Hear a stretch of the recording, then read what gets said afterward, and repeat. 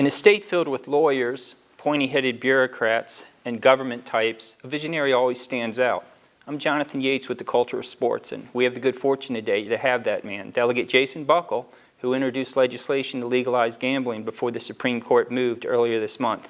Delegate Buckle, thank you for being the time with us. Thank you very much, Jonathan. I appreciate it. So did you anticipate that the Supreme Court would allow for greater gambling on college sports? I thought it was a very good possibility. When you looked at it even back in 2016, 2017, as the New Jersey case was percolating through the federal courts, the argument about how is it that the federal system can only allow basically one state, Nevada.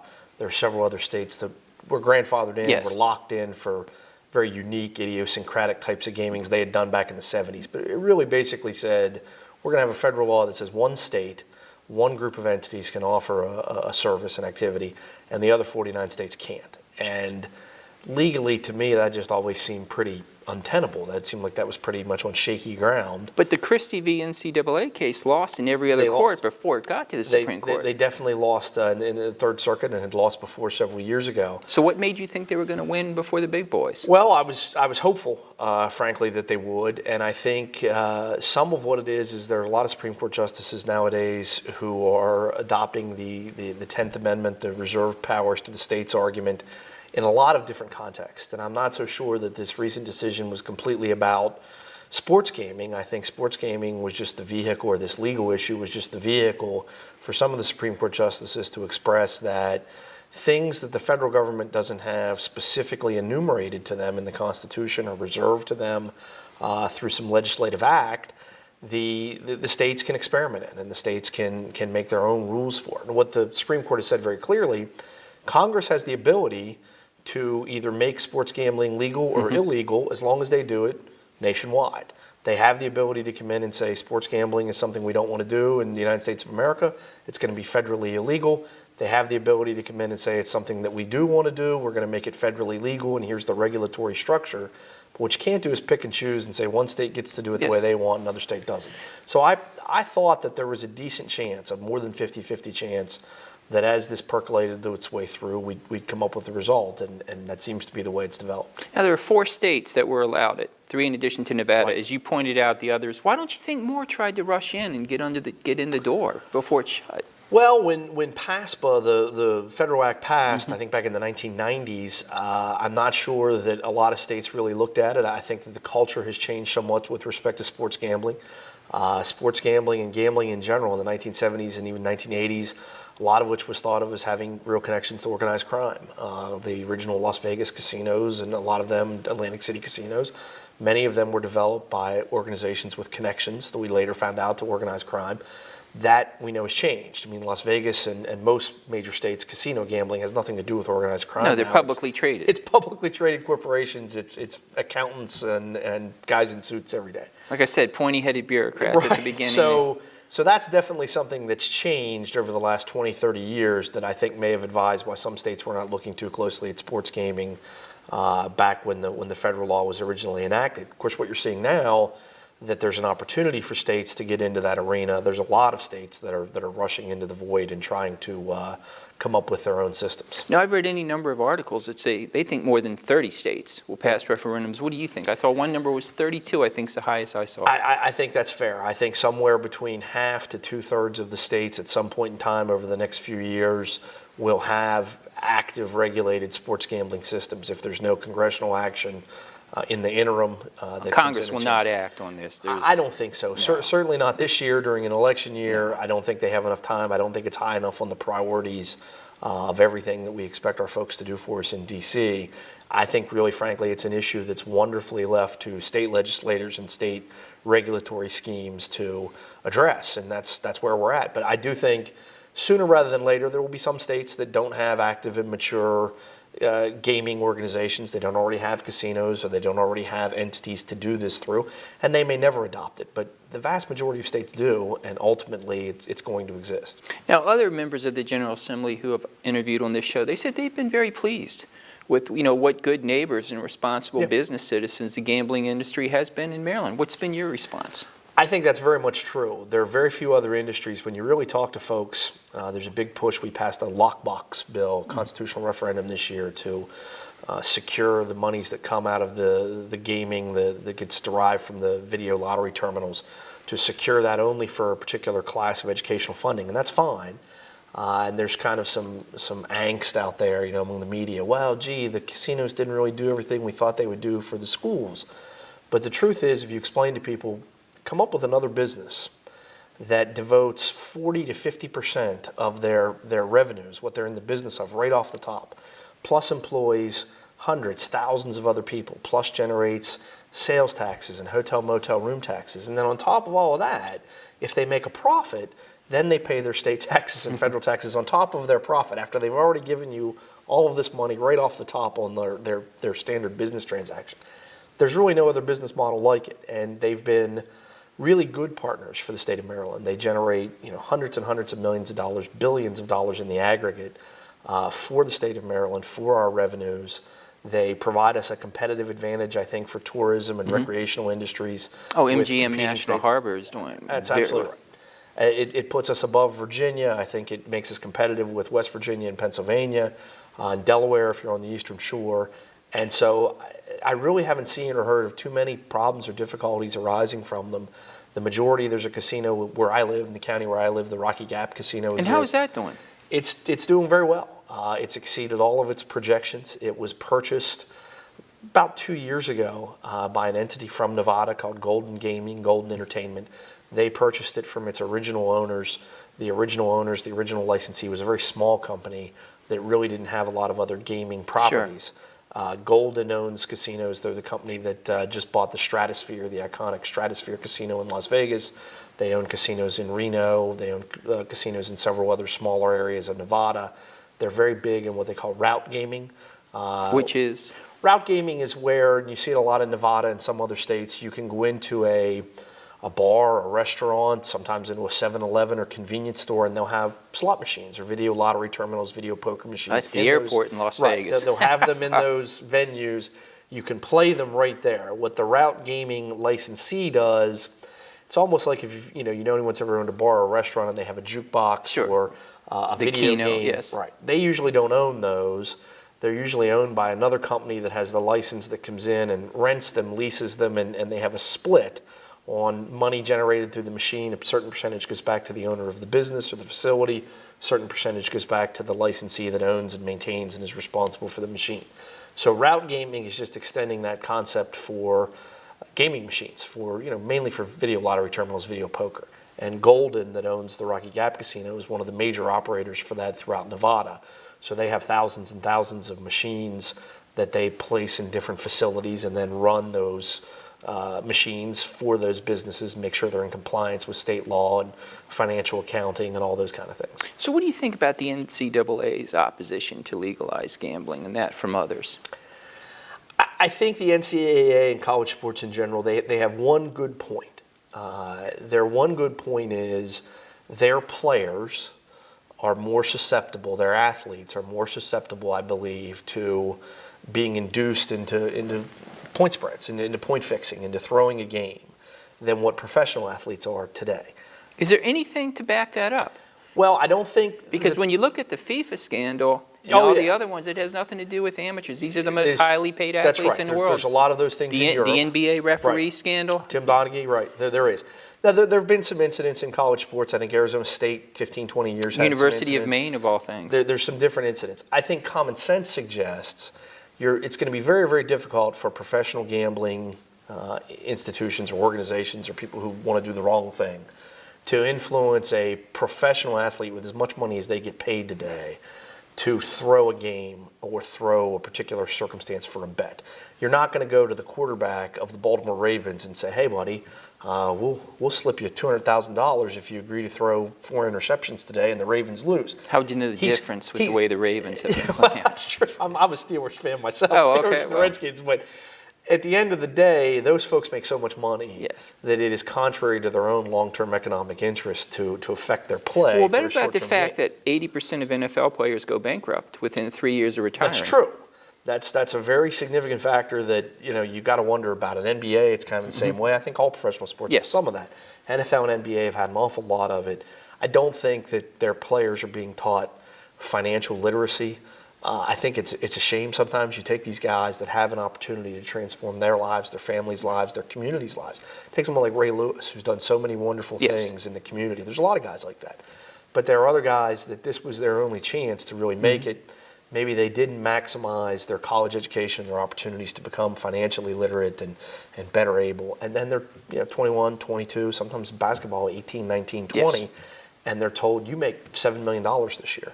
And they honestly think they make $7 million Yes. this year, and they don't understand that you might really make $3 million this year after all the taxes and the And fees everything and the else. agents and everything else. That's still a tremendous amount of money. Yes. But if you make $3 million and you spend 2.5, and then the contracts go away after a few years, you're not going to have as much money as what you did. But I do think that the NCAA, I think they're wrong to suggest we're going to oppose sports gambling, because it already exists. It already exists in unregulated ways, whether it be bookies, organized crime, whether it be through legalized offshore betting. What about computers. the NCAA that makes almost its entire budget Yeah. from the TV rights for March Madness?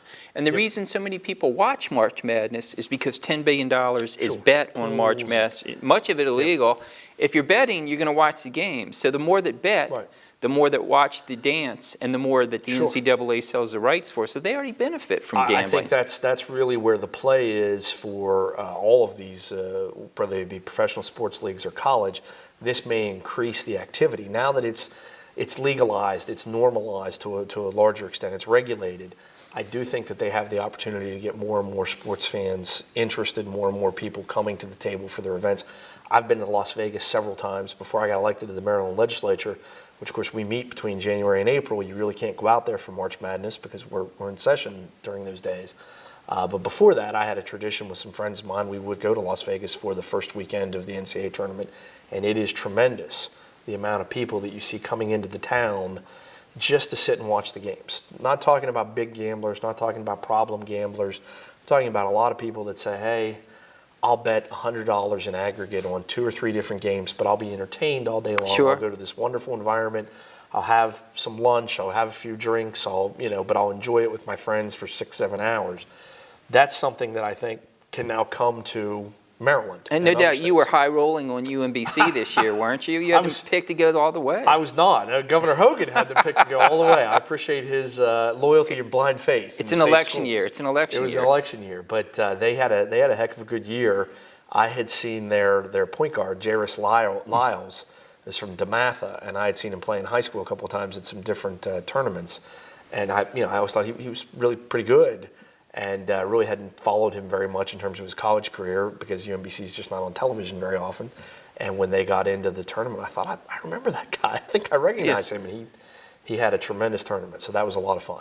Do you see that gambling could possibly draw foreign students more into the schools? When you look at it, there's 1 million foreign students going to college in the United States. They're not as engaged as the sports as the others. Some schools, like University of Illinois, broadcast their football games in Mandarin. It would Really? seem to me that as popular as gambling is in the Asian culture, this would be a Sure. good way to draw the students into the school. It could be. I mean, I think it would, it may for people who have that kind of background or interest, and they may say, this is something that attracts me to going to a particular school, or that attracts me more to college sports in general. But, I think that's probably a pretty tertiary effect of where we would go. But there's a lot of direct effects from it, I think, that can help the state. For example, if you're a state school, University of Maryland or UMBC or Towson or Frostburg State, they get funded in significant ways through state revenues. Yes. So anything that is going to help state revenues grow reasonably without imposing more of a burden on businesses. This is something that, I think is already going on. If you already want to be a sports gambler, you have the ability to do that. It may be illegal, it may not, it depends Yes. on how you want to go about it. But you have the ability to do it. It's pretty much the easiest thing in the world with the I internet. think so. I'm not terribly technologically proficient, so I wouldn't probably be able to do it and maintain it, but I do know that it's pretty easy to do. Having said that, there's a lot of other people out there who say, I don't want to go to that bother or that hassle, or I don't want to run the 1% risk of something going wrong, but I'd be perfectly happy to bet $50, $100 a month. Or If every you're couple worried about a weeks. 1% risk, you might not want to be a gambler. That's for sure. That's true too. But I do think that you'll see a lot of people that say, I'd really enjoy going on a Saturday afternoon or a Sunday afternoon and during football season to my local facility, and if they have some nice food and I can get a beer, and I normally might go to a sports bar or something else, but I'd be happy to go there. And while I'm there, it's not like I'm gambling away the kids' college fund or the mortgage money. I'm gambling $50 or $100, but it entertains me for half a day or a whole day. And while they're there, everything that they're purchasing from food and beverages, the state of Maryland's getting 6 to 9% off of. If they come in from out of town and say, I want to spend a weekend at National Harbor at their hotel, at the new facility that's being built at the Maryland Live Casino in Anne Arundel County, at the Rocky Gap Resort, if they say, boy, I really would like to come in and arrive on a Saturday morning, watch and gamble on some college football, I'm a big Notre Dame fan, whatever it may be, I'll stay overnight on Saturday and place $50 worth of bets on 2 NFL games. Those are people that are staying in a hotel. We're generating hotel motel taxes, which go to our localities. From the gambling taxes, they may stop by a slot machine, put $20 in a slot machine. We derive about 50% of that roughly from facility to facility. All of that money goes back to benefit K through 12 public education, to benefit local impact grants. The communities where the casinos are located get a substantial tens of millions of dollars, hundreds of millions in the aggregate. And that's something that's been great for where I live, from the Rocky Gap Casino.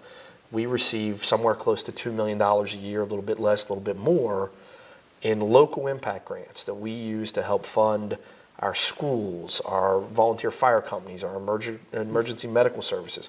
We fund a large portion of that from money derived from these casinos. So anything that we can do to make them more competitive, to give them more of an opportunity, I think is a good idea. Now, Delegate McConkey, when he was on the show, he said at first he had opposed the casinos, but now he's seen what great corporate citizens they were, that now he's in support of it. Yeah, I think you'll see that a lot. I wasn't in the legislature back when the bills were passed that would put them on the referendum to allow casino gambling and the expansion of casino gambling into table games. I, for the life of me, cannot figure out why the state and some elements legislatively within the state seem to have such an aversion to, or maybe a better word is, they're very nervous about gambling. You know, we talk about casino gambling, we had to put it on a referendum. What amazes me is we're very concerned about the opioid crisis in Maryland and across the country. We don't have to put bills about pharmaceutical manufacturers and what they can and can't do. We don't have to put those on the referendum. But we have to treat gaming and casino facilities differently than we treat pretty much anyone else in a variety of ways. I think that's a fact of maybe the way things used to be viewed 10 years ago, 15 years ago, and maybe what you said with Tony McConkey, maybe at the time he thought this was going to be a problem. Now he realizes years later this hasn't been a problem. Exactly. These are very responsible, as you mentioned, publicly traded corporations run by normal executives who are just there. They're not looking to induce people to be problem gamblers. They're not looking to bring in children. They're not looking to have a criminal element whatsoever. They're only looking to be a positive factor in their community and provide a fun entertainment resource. Well, nearly 2/3 of the visitors for Vegas go there for the entertainment, not Sure. to gamble. As an attorney, does it surprise you that the NCAA is not more stronger on the enforcement mechanisms for their March Madness? There's $10 billion gambled illegally. They have the copyrights to that, and they're letting that get away without getting anything to that. I mean, the numbers show that. Their budget's $1 billion.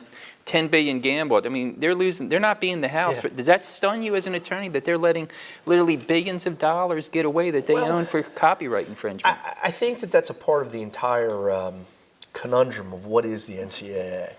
Are they a business that exists to derive money and redirect that back to what? Are they redirecting it back to their member schools? Are they there to provide jobs within their own system? Well, the NCAA, they do a good job at what they do. You know, they fly out the families for March Madness, both men's and women's basketballs. They do a scholarship. The NCAA does good work, but they are not a business. They are not a patent troll set up to enforce copyright infringements. They've proven that. Well, I think to an extent they're at a crossroads, and you see this with the argument about should we compensate players? Should we compensate them for going to the schools and playing? Should we compensate them above the cost of scholarship for their likeness so that they can endorse local businesses, whatever it may be? I think the NCAA is at a crossroads because of the tremendous amount of money that's generated from college sports. 30, 40 years ago, there was certainly money generated, but it was still more of the pure amateur model. Yes. Today, when you look at football coaches, I mean, who are the two highest paid state Saban and employees Fisher, yeah. in Maryland? It's our football coach, Coach Durkin. It's our basketball coach, Coach Turgeon. I think the women's basketball coach, Brenda Fries, won a national championship. I think she's in the top 5 or top 6 in the state.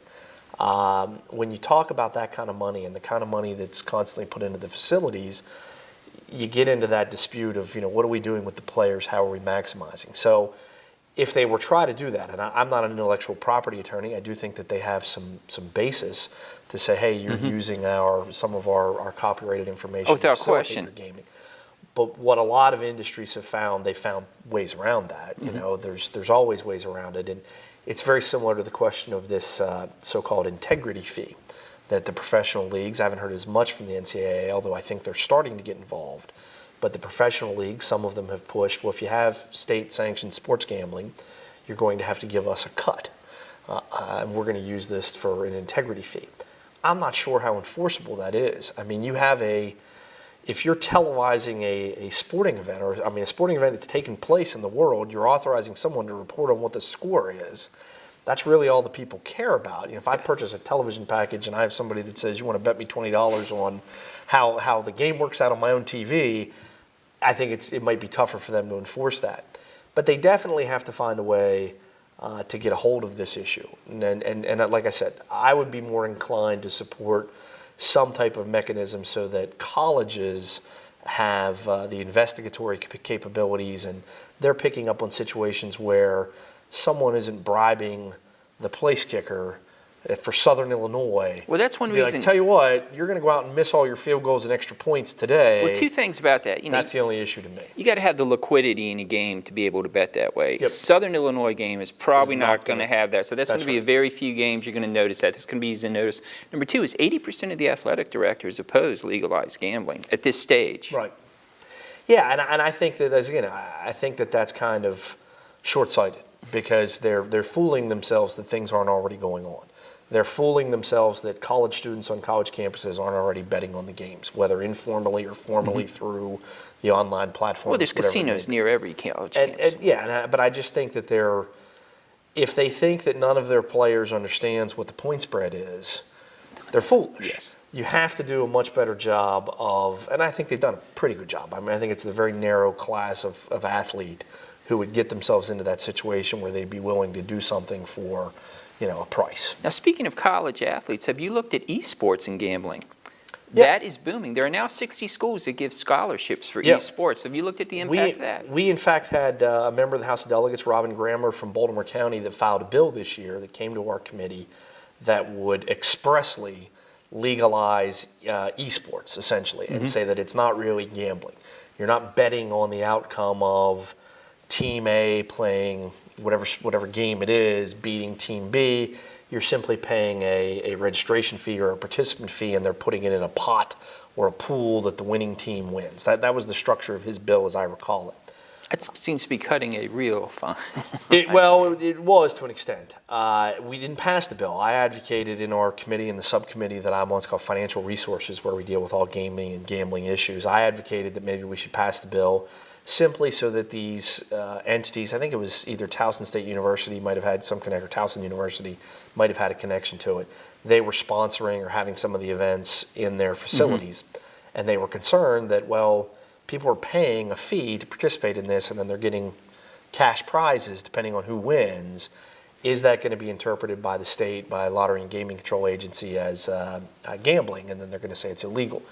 I didn't think that it's likely that they would determine that specific activity. Now, if you had a electronic board or a guy walking around taking bets that said, you want $50, 3-1 on Team Blue beats Team Red, that's clearly gambling. That would be illegal currently under the state of Maryland.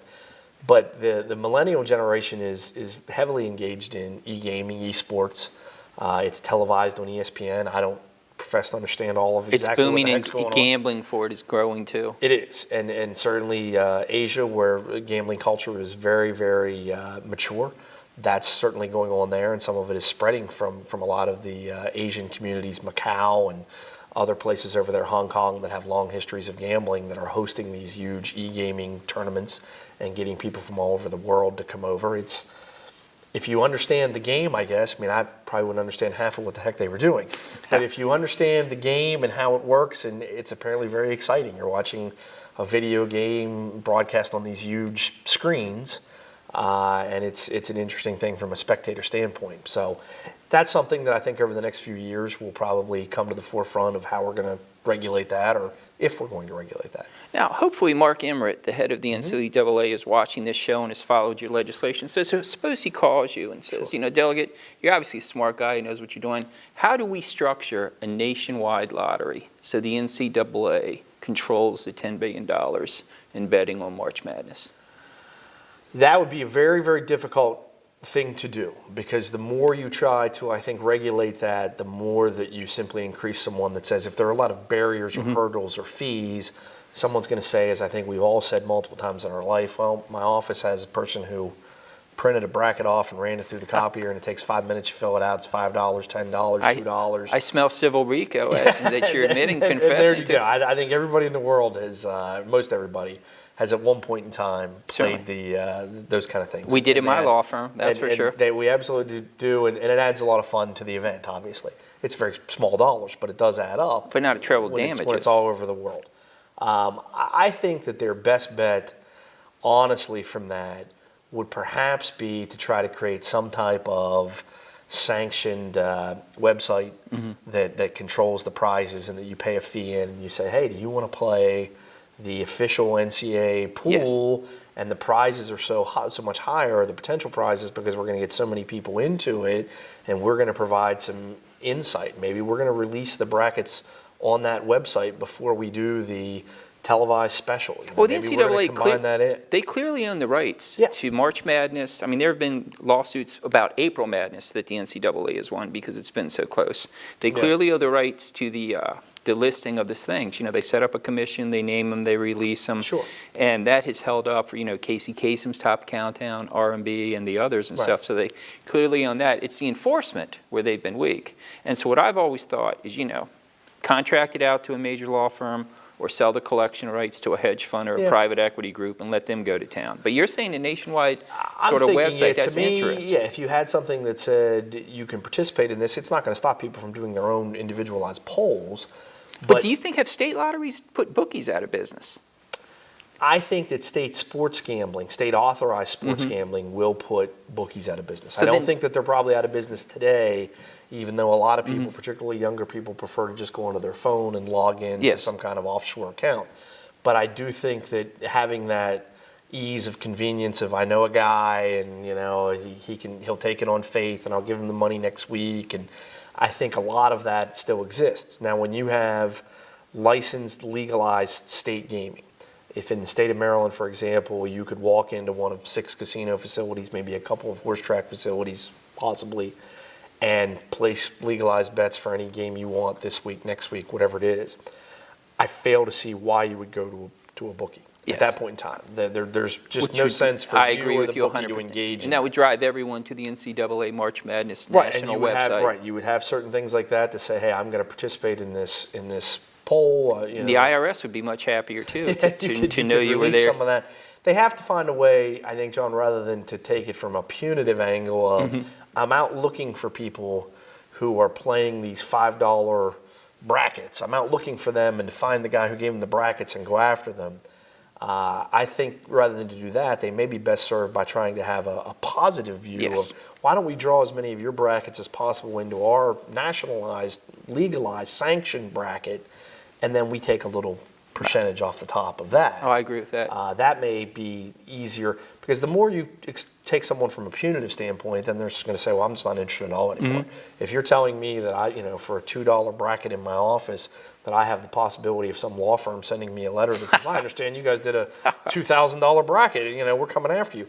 People are just going to say, to heck with that. I'm not bothering with it anymore. And that's the exact opposite thing that the NCAA wants. They want more people interested in the results of the games rather than less. I taught at the University of Iowa last semester. The course was the politics of sports. We had a simulation exercise on gambling in the class. And one thing the students were very concerned about was if there was legalized gambling on college sports, who would the players be playing for? Would that be another thing to separate the student athletes from the students? They're already getting free tuition, room and board, and a lot of other great things. Now there would also be a concern, are they playing for someone else? Well, I mean, that gets back to the question of, can you anticipate that some illegal entity or group of people are going to get to the players and are going to say, hey, what are you here for? At the end of the day, in my limited experience, I don't think a lot of the players really care about the gambling. The players are there, if you're a college athlete, particularly a high-level Division I college athlete, and the things that people are really betting on, football, men's basketball, things of that nature. You're there in one part because you want to get a college degree, yes, and you've used your skill to do that, which you're to be commended for.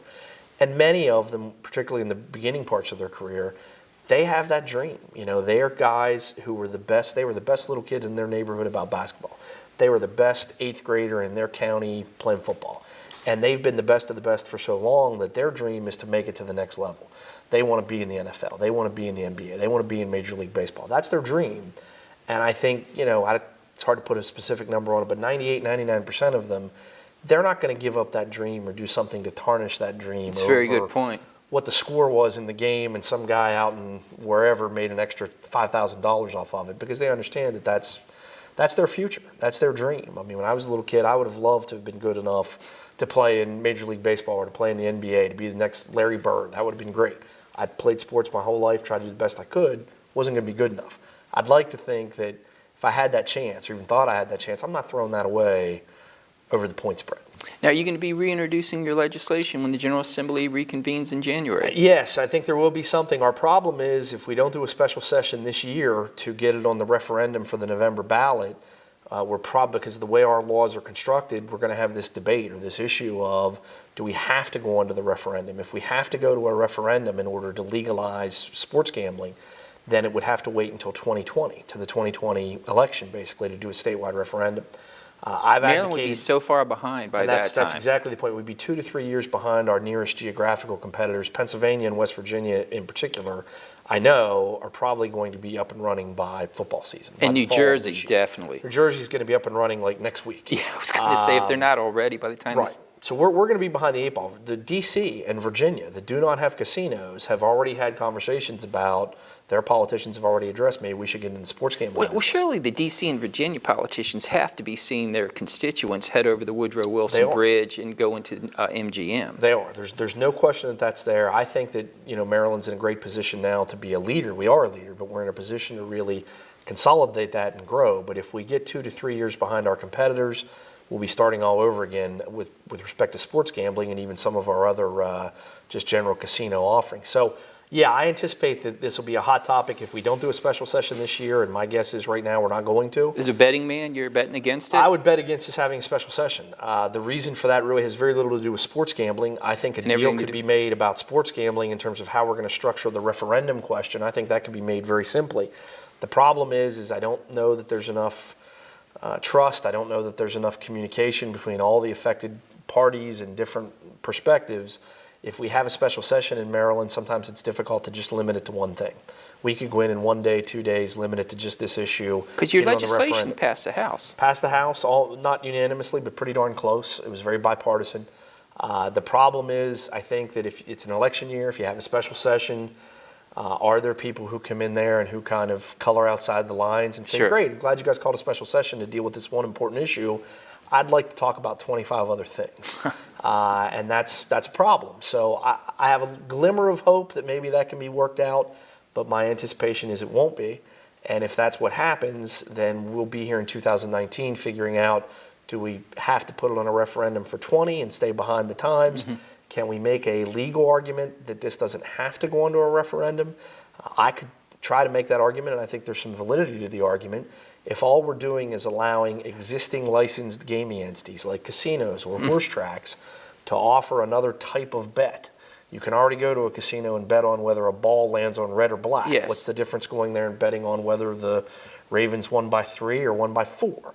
Horse racing tracks are the epitome of sports betting. You are wagering on an athletic contest between equines of who's faster.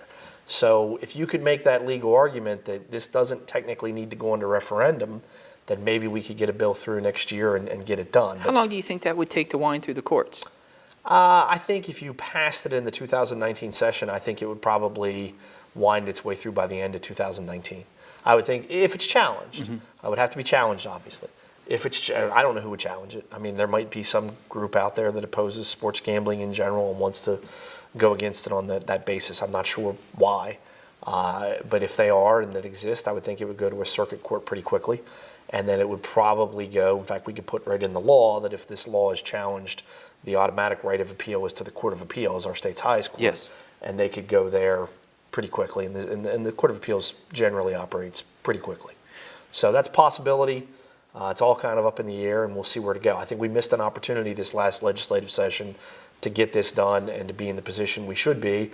But there's no sense crying over spilt milk, and we have to just pick up the pieces and try to make the best of it going forward. Now, what is the process for a special referendum, for a special session for that? Is it purely the call of the leadership, the President of the Senate and the Speaker of the House, or can there be sort of a The governor has discharge petition from the members? There's a discharge petition from the members. As a member of the General Assembly, I'd have to tell you that would have to be either organized or condoned or promoted by the Speaker of the House and the Senate President, both of whom said they're not opposed philosophically to getting the sports gaming issue introduced in a special session. But I'm not privy to the direct conversations of, okay, are you willing to do that? And you can keep a lid on your members, your other 90 members in the House, your other 30-some members in the Senate. Can you keep a lid on everybody else and say, we're just going to do a special session 1 or 2 days for this one issue? That is the conversation that I don't know if that's occurred. Governor Hogan's office technically has the ability to call a special session on his own. The governor can by himself. The governor can call And a the special discharge petition has to come from the leadership? It can't It come doesn't from... have to come. It could come from, I forget what the exact number is. It's a supermajority of Yes. the members. What I can tell you is a supermajority of the members of the Democratic Party, and any party, our party would be the same way if we were in the majority. A supermajority isn't going to sign that unless it has the consent, the organization of leadership. That's one of the functions of political parties, whether you view them good or bad, is they tend to enforce some level of discipline, Yes. some level of, what's the point of you being on the team if you just go against the team all the time? Everybody can go against the team occasionally. That's, a matter of principle. But I don't think that methodology would work unless everyone really embraced it from the top down. The governor, has expressed that he doesn't anticipate calling a special session. I know that he supports sports gambling, and I know that because he filed and had directed filed on his behalf an amicus brief, a friend of the court brief, supporting Governor Christie and New Jersey in their case at the Supreme Court. Well, if Hogan was so good that he picked UMBC, I'd sure call that session, wouldn't you? That's right. He's on a winning streak, at least to a point. But I do think that it's more about the politics of an election year and taking people at their word and having binding agreements about we're just going to do this. I don't think there's a lot of opposition from almost anyone to have sports gaming come to Maryland in light of this decision. I think the devil's in the details of at what facilities is it going to be offered at, and then I think the devil was in the details of we've hamstrung ourselves by this precedent that was set of gambling goes to referendum instead of just going through the normal legislative process. So we're either going to have to get out of that box legally and say we can do this without a referendum, or we're going to have to develop the political will and courage and trust for everyone across both parties to get together and say we're going to do a special session, very quick, very limited, or we're going to have to live with the fact that we're going to be 2 to 3 years behind everyone else when this comes to fruition. Is there any rational reason not to allow it at every facility in Maryland when it is passed within the state? I don't think so. I mean, the way that the House bill was constructed and the House bill that passed was, we started out with an original bill that I had filed. There was a bill that Frank Turner, who's retiring from the legislature, he was the chairman of the gaming subcommittee, financial resources. Wonderful guy, great friendship with Frank, ton of respect for him. He crafted a bill. It was a little bit different than my bill. We wound up kind of blending them together. They took some language from my bill, put it into his bill, and we passed it as that vehicle, and I was very happy with that. Our committee, the Ways and Means Committee, tends to work very well together in a bipartisan fashion. If we have issues that aren't bipartisan, we just accept that and we make our points and we move on. It doesn't produce a lot of negativity. A lot of the issues we try very hard to work together, and this was one of them. In our bill, the final bill that came out from the House, it would have included the ability to license them, wouldn't have mandated that they be licensed, but would have given the ability to license at all 6 of the casinos and all of the the language didn't say expressly thoroughbred racetrack, but it basically included the racetracks that had active gambling Might operations. need it to save Pimlico. You might. I mean, that's a totally different ball of wax. Yeah. Pimlico is, it would be very difficult for me, and I think a lot of people, to support investing $200, $300, $400 million Yeah. of state funds into the facility right now. The way that it's constructed Yes. right now, it just doesn't make sense. It needs help, that's for sure. It's, well, and you have to wonder to yourself, is that really helping Baltimore? If we have $300 million extra to spend for the city of Baltimore, does it make sense to spend it on a racetrack? When you have a private company in Stronach that's operating, that seems perfectly willing to use their private money, and they get money from slots and gambling too. The racetracks get what's called RFRA, the Racetrack Facility Restoration Account, I think is the acronym, and they get tens of millions of dollars Sure. every year generated. For And- Baltimore? Well, it's generated and it goes, there's a competitive process that the tracks use to get the money in to help them maintaining their facilities. Stronach owns obviously both Pimlico and Laurel, so they make an application. Some of the money they've used for Pimlico, some of it they use for Laurel. I think they've made pretty clear as a private business they want to put more of their chips and invest more in Laurel. They think Laurel has a year-round future that Pimlico doesn't have, regardless of what you do with it. Well, if we So have that's a big two, issue. if we have $2 or $3 million hanging around to help Baltimore, I'm thinking re-signing Machado and signing Bryce Harper would be a good place to start. I think Peter Angelos is doing all right. I think so. He can afford that too. But as a public servant, if we have that kind of money and tax dollars to direct, I'd like to think that there's more pressing issues with that money to be spent for the betterment of Baltimore than rather than just redesign a horse racing Yes. track that then is owned by a private entity. There's some deep-seated problems in Baltimore that need addressed. I'm not sure that Pimlico should be the top of their list. When we have another option to just go keep the Preakness in Maryland at Laurel, make it an even better event, that makes more sense to me. Delegate, how did you become so strong on gambling, becoming such a powerful force on I don't know. I call myself a powerful force. We're in the the bill super passed. minority. The legislation It passed did. in the minority. That's very impressive. I really, I'm not a huge gambler. As I've said, I've gone to Las Vegas. I like doing some sports betting when I'm in Las Vegas. I've gone to the Preakness dozens of times before I got in the legislature. It wasn't something that I had a natural affinity for. But when I got elected, my district includes, my county has, the Rocky Gap Yes. Casino that we discussed. That size of casino in Anne Arundel County or Montgomery County would not be a big business. In my area, it is a big business. It's a huge tourism draw for us. And I felt it was important for me to get knowledgeable about their issues and to help them grow. They employ hundreds and hundreds of people. They generate millions of dollars for our area. And the more that I got involved with it, once I got assigned to the Ways and Means Committee and this particular subcommittee, the more that I got involved in it, the more interested I became and tried to become as knowledgeable as possible to help, because I think it's an industry that has a lot of positives, certainly has some negatives, but has a lot of very honest people in it. The people that I've found from MGM to Rocky Gap, from the folks in Perryville to the Ocean Downs folks, the Rickman group that was there, they're very honest, they're very transparent, they're very straightforward. We want to be good corporate citizens, we want to do good things for our community. This is our product. We don't want little old ladies in here losing their food money off of this. We want to be considerate and kind about that. But this is our product. It's I don't think on. that I don't go to casinos that much, but from what I've seen, I don't think the little old ladies are going to be betting on college football games. No. They seem to head strictly to the slot machines. My mother would tend to agree with you. I mean, she wouldn't like me to call you a little old lady, but she Yeah. just where we live is kind of an interesting geographical part where it's about 10 minutes to the Rocky Gap Casino in Maryland. It's about 40 minutes to the Nemacolin, Lady Luck Nemacolin Casino in Pennsylvania, and then you can drive anywhere between 40 minutes to an hour and hit two separate casinos in West Virginia. So people in our part of Maryland, sort of Hagerstown West, they have a wide variety of places they can go to in 3 different states to test the product. Yes, I can tell you this. When I was teaching at Iowa, I stopped in some of the casinos to see what they were like. And if I had become a regular, my nickname would have been the Kid. I mean, they were not college students gambling there. No, there isn't a lot of, when Rocky Gap first came into Allegheny County, I thought, wow, that's great. this is totally fine, and we'll go out. And what I quickly realized is, unless you're a really good gambler, you can't go to the casino all that. I mean, I wasn't gambling a lot of money, but even just going out losing $100, $200, that's not a big deal if you're doing it once every month, 2 months, 3 months. If you can afford it. If you're doing it once or twice a week, Then it gets to be something. it doesn't matter where you're at. That's a big deal. So yeah, as much as I love Rocky Gap, I probably only actually take $1 out of my pocket at Rocky Cap in terms of So gambling. they get maybe dollar once a signs, month, once dollar twice. signs in their eyes when you come in, huh? Not hardly. I'm, if I lose $50, I've told a lot of people I don't really like gambling. I just like winning.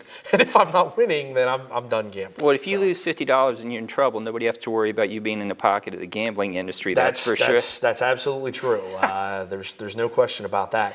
But it's a business. It's just Sure. a business, and it's a very transparent business of they pretty much tell you these are your chances, these are your odds. Most people know and understand I'm probably going to lose more money than what I win, Sure.